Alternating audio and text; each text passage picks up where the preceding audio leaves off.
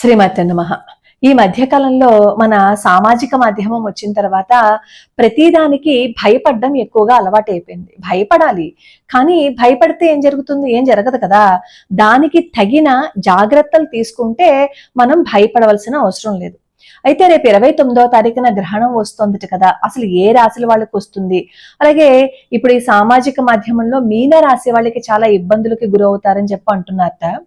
అసలు గ్రహణమే మన భారతదేశంలో కనిపించటం లేదు కదా. అలాంటప్పుడు ఎవరికి ఏ ప్రమాదం వస్తుంది? ఎవ్వరికి ఎటువంటి ప్రమాదము రాదు. ఎవరూ భయపడవలసిన అవసరం లేదు. అసలు భారతదేశంలో ఈ గ్రహణం కనిపించటం లేదు.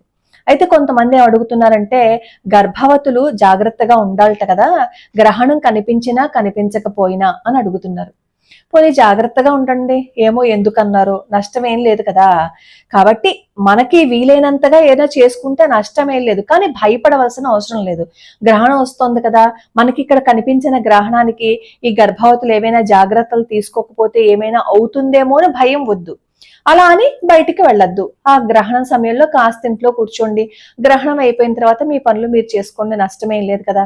అలాగే ఈ షడ్గ్రహ కూటమి కూడా ఉంది కదా. ఈ షడ్గ్రహ కూటమేమో మీనరాశిలో సంభవిస్తోంది కాబట్టి మీనరాశి వాళ్ళకి చాలా ప్రమాదాలు అవన్నీ ఉంటాయట కదా, అతలాకుతలం అయిపోతుంది కదా అందరికీ అని చెప్పి అంటున్నారు. ఇంకేమన్నా ఉందా? అతలాకుతలం అయిపోయినా సరే. ఇవన్నీ చూసినప్పుడు నిజంగానే నేను నవ్వానని ఏం అనుకోవద్దు, భయం వేస్తుంది. కానీ ఆ భయాన్ని అన్కాష్ చేసుకుంటున్నా చూసారా, అది చూస్తేనే కొంచెం బాధగా అనిపిస్తుంది.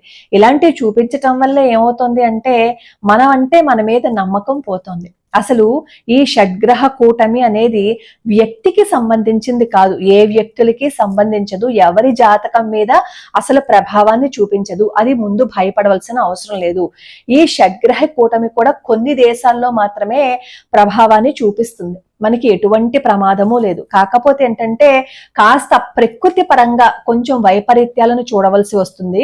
కానీ మిగతా దేశాల్లో అంటే ఈ షడ్గ్రహ కూటమి ఏర్పడిన ఏ ఏ ప్రదేశాలు ఉన్నాయో అక్కడ మాత్రం కొంచెం ఎక్కువగా మనం ఈ దుష్పరిణామాలను చూడవలసి వస్తుంది. భారతదేశంలో ఎటువంటి ప్రభావాన్ని చూపించదు, ఎవరు ఎటువంటి నియమాలు పాటించవలసిన అవసరం లేదు, అసలు ఎవరు భయపడవలసిన అవసరం లేదు, ఏ రాశి వాళ్ళకి ఎటువంటి ఇబ్బంది లేదు.